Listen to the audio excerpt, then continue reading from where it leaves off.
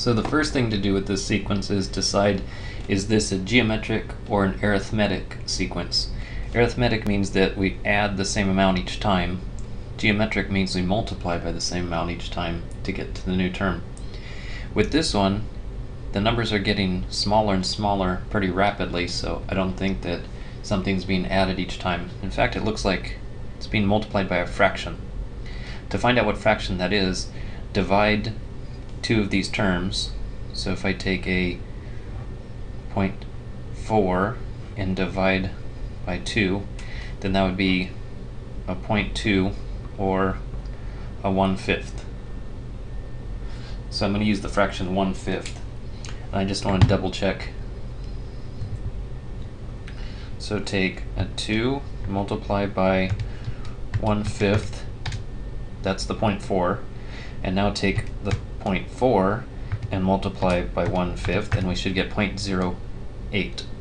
Okay, so the 1/5 is correct. And now find the sum. So we can use the formula that the sum of the first 20 terms is going to be the first term, and then 1 minus this r raised to the 20 divided by 1 minus r. So it should be the sum of the first 20 terms is going to be the first term 2, and then the 1/5 is raised to the 20th power, and 1 minus 1/5.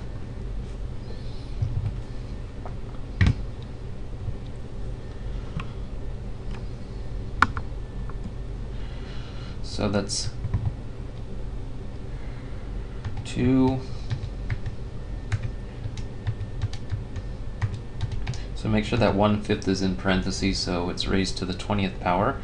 There's the numerator, divided by, and then the denominator in parentheses, 1 minus 1/5, a 2.5.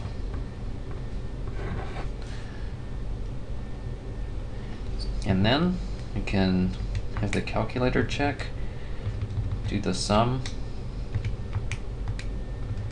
sequence,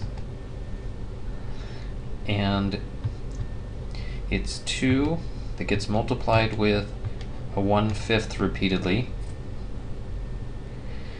and then it gets raised to the x minus 1. So in general I've got that this is the general term for the sequence. It starts with a 2, and then it gets multiplied with 1/5 each time, and then I have to subtract 1 because the first time when I use a 1, I want this 1/5 to disappear, leaving just the 2. So when I substitute a 1 in here for the first term, it's going to say 1/5 to the 0. That'll be gone. I'll just have the 2. So there's my general formula for the sequence. And then I need to tell the calculator that x is the variable and have it go from the first to the 20th term. And do we get 2.5? Yes, it's right.